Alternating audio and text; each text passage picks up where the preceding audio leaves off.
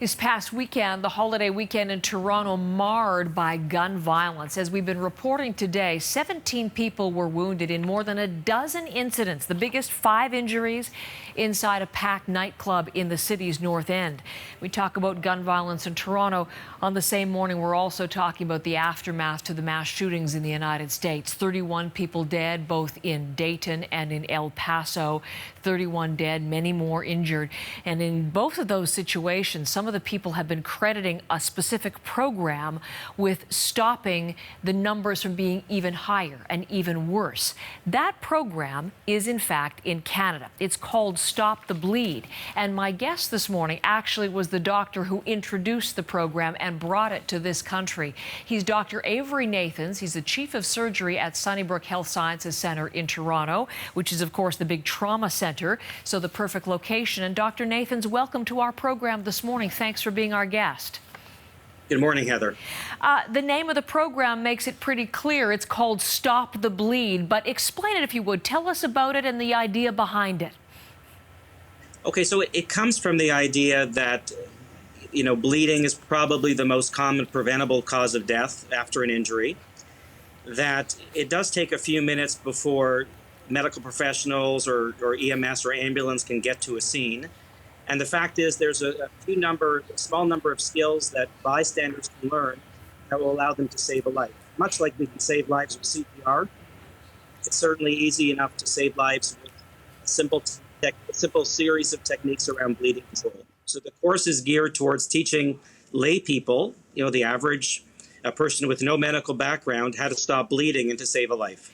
And we're going to talk about exactly what you teach in the program in just a second, but I do want to reinforce one of the points that you just made, and it's the question of time. No matter how quickly ambulances and first responders get there, when you're talking about traumatic bleeding, you really do have only a very short period of time to save a life, don't you, Dr. Nathans?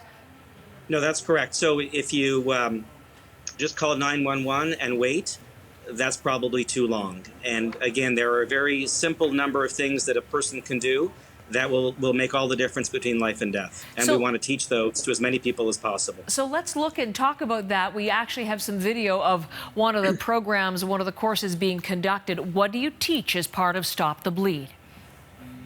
So first, we teach people how to recognize life-threatening bleeding. And that's bleeding that sort of is pulsatile, is obviously staining the floor, staining clothes. So people need to recognize what's life-threatening. That's the first step. And then they learn 3 different techniques. One is how to put pressure on a bleeding wound, which is very straightforward. It can be done with a couple of fingers. It can be done with a hand. If the wound is very large, we teach people how to pack a wound. And you can pack a wound with gauze if you have it available. You can pack a wound with your T-shirt if that's all you have available. That's exactly what we're looking at on screen right now, how to pack a wound. And then for other types of injuries that typically involve arms or legs, we teach people how to apply a tourniquet. Tourniquets were used many years ago, and they got a very bad rap because people felt they caused amputations and they made things worse. But what we've learned through military conflicts, and particularly Iraq, is that tourniquets make a huge difference and will stop life-threatening bleeding. So we teach people how to use a tourniquet, and many people after the course go ahead and buy tourniquets, and they have them available in their cars, in their homes. So whatever the circumstance, they might be able to make a difference. And have you seen cases in Canada or heard of cases in the United States where this program and those teachings have in fact made a difference? Oh, there's no question. I think we're seeing our EMS providers or ambulance providers here in Toronto use tourniquets now as a matter of routine. I can tell you during the van attack in Toronto last year, lives were saved because of the use of tourniquets. So we're seeing them being used all of the time, and they certainly are making a difference. And I guess, we're talking about this in connection with gun violence and mass shootings, but other traumatic events as well. This could come into play. This can happen anywhere, anytime. It can happen at home. It can happen at work. I carry a tourniquet now in my car. I have one at home. Bleeding can happen anytime. And again, it's the most common preventable cause of death. So it makes sense to have everything you need and to have the skills that you need to be able to save the life of the person next to you, a family member, a friend. Everybody has the skills to do this. This was a program that can develop the skills. As I said, it sounds like it's pretty straightforward, as you say. A program that came into existence in the United States first after the Sandy Hook shooting in 2012 in Newtown. And then, as I mentioned, you brought it here.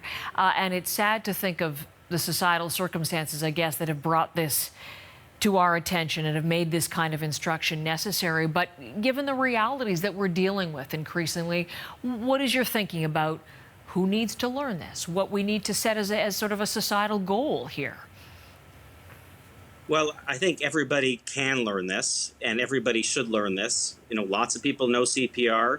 This is one series of additional tools to add to your toolbox as a good Samaritan, if you will. And what I would like to see, you know, if you go to stadiums, if you go to major public places now, you see AEDs or defibrillators for heart attacks on the walls. There are many places that could have bleeding control kits, which have gauze, gloves, tourniquets.